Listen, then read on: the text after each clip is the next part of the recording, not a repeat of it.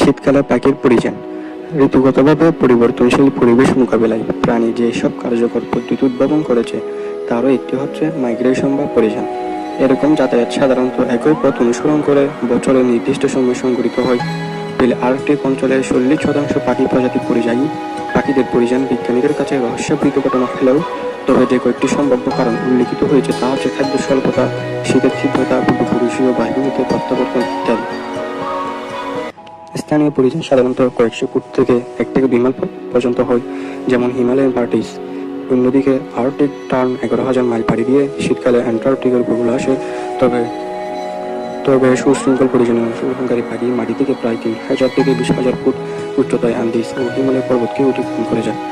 পাখিরা সাধারণত একদিনে 5 থেকে 6 ঘন্টা উঠবার পর খাদ্য ও পানীয়ের জন্য বিশ্রাম নেয়, কিন্তু গোল্ডেন ফোবার পাখির বিরামহীনভাবে উড়ে 1400 মাইল দূরবর্তী দক্ষিণ আমেরিকায় পৌঁছার প্রমাণ আছে। অস্বাভাবিক আবহাওয়ায় কিছুটা ব্যতিক্রম না ঘটলে শুধু প্রজাতির পরিযানের সময় ও শীতভূমি পরিত্যাগ সময় বছরের পর বছর প্রায় একই থাকে। পরিযায়ী পাখিরা নিজস্ব গমন পথ ধরে এগিয়ে চলে। কিছু স্থলজ পাখি সমুদ্র পথে 700 মাইল পর্যন্ত অতিক্রম করে যায়, কিন্তু মধ্যবর্তী কোনো স্থানে দ্বীপ থাকলে তারা আরও বেশি পথ অতিক্রম করতে পারে। মাইগ্রেশনের ফলে পাখি আবহাওয়ার প্রতিকূল থেকে রক্ষা, বিচিত্র পর্যাপ্ত আহার প্রাপ্তি এবং পরস্পরের মধ্যে প্রতিযোগিতা হ্রাস ও কমে কষ্টে পর্যাপ্ত আহার পায়। এছাড়াও বেশ কিছু বিরূপ প্রভাবের মধ্যে পাখির ক্লান্তির ফলে সমুদ্রে পড়ে মারা যাওয়া, আবহাওয়ার আকস্মিক পরিবর্তনের ফলে এবং বৈদ্যুতিক তার এর সময় সরাসরি মৃত্যু উল্লেখযোগ্য।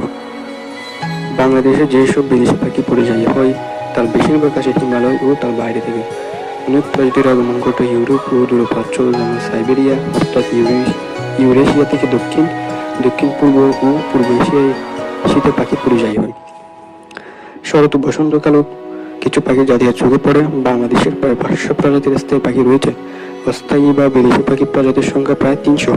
আবার কিছু পাখি আছে যা অন্য দেশে যাওয়ার আগে 2-1 দিন বাংলাদেশে অবস্থান করার পর নির্দিষ্ট দেশে উড়াল দেয়। এইসব পাখি ট্রান্সিয়েন্ট পরিযায়ী।